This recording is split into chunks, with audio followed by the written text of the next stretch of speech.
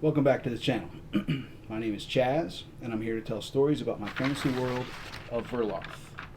Today, we'll be exploring the mountain region of the Temple of the Holies and its origins.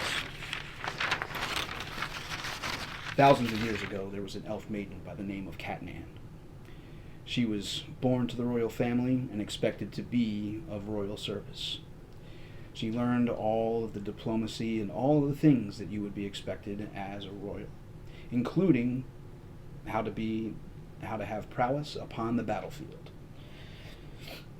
She became proficient with her sword and with her bow, and together they became a deadly combination. She was fierce, she was powerful, and she was feared. Many an orc foe had fallen to her blade, and many a goblin's head had been skewered by her arrows. She was fierce, she was fast, and she was amazing.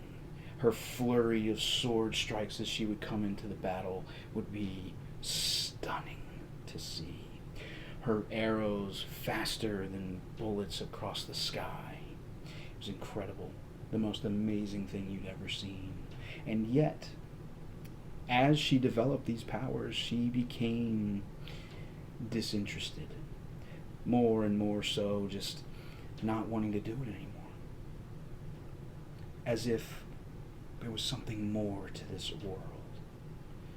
And one day she put down her bow and she put down her blade and she walked away from all of it and headed to the west, where she came to the base of a tall, tall mountain. It rose high, high into the sky, above all of the clouds, above where anyone had ever been before. And she decided that that was her purpose. She began climbing, and at first the gentle slope of the hill was easy going. The forest still surrounded her. The wind blew softly through the leaves. The birds and other critters upon the forest floor making their little chittery sounds. The higher up she went, the colder it got. The colder it got, the further up she would go. And as she ascended, the sounds of the birds and the critters grew quieter and quieter and quieter,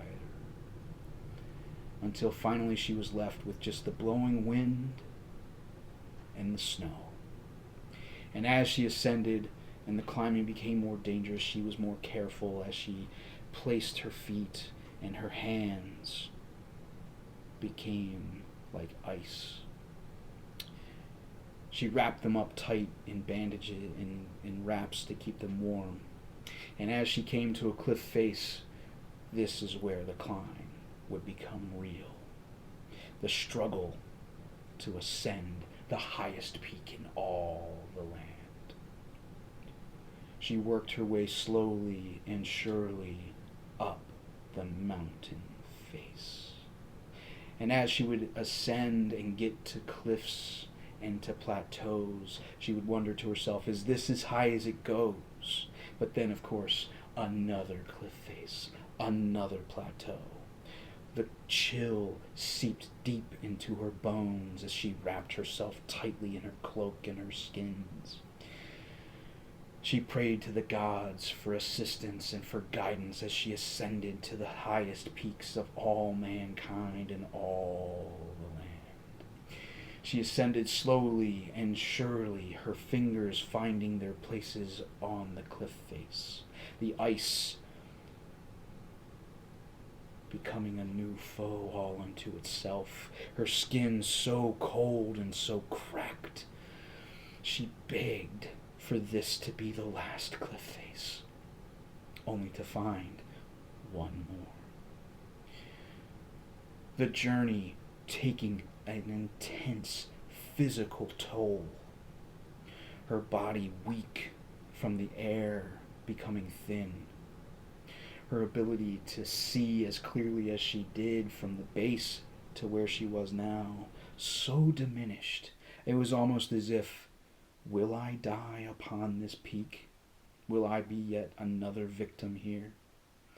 But as she ascended slowly but surely, Sure enough, the peak and all of its splendorous glory before her. She turned and she looked out across the mountains, and suddenly she was struck with a thought. Her elven kingdom was so small from here.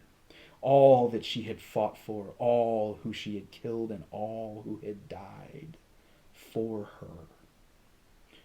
What did it all mean? What was the purpose of all of this? Suddenly, faced with the vastness of the world, she was struck by a new thought.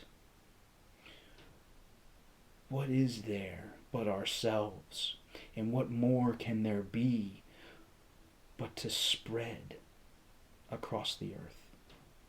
To spread this knowledge, this peace that she suddenly felt as she communed with the gods of the elves. She stayed upon the mountain peak for 3 days, simply meditating upon all that she could see. And in that time, the whispers in her soul grew louder and louder. And upon the cliff that she had finally ascended to, she built the altar of the gods. All could be welcome here to sacrifice and to commune with whatever god they wished. People began to ascend the mountain after her as word began to spread across all of Verloth.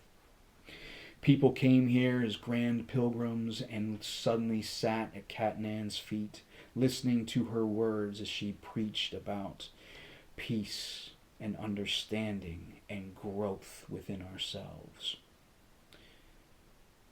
Her pilgrims began to spread her message to the far corners of the world, and all would know the name of Katnan and her altar upon the temple of the Holies.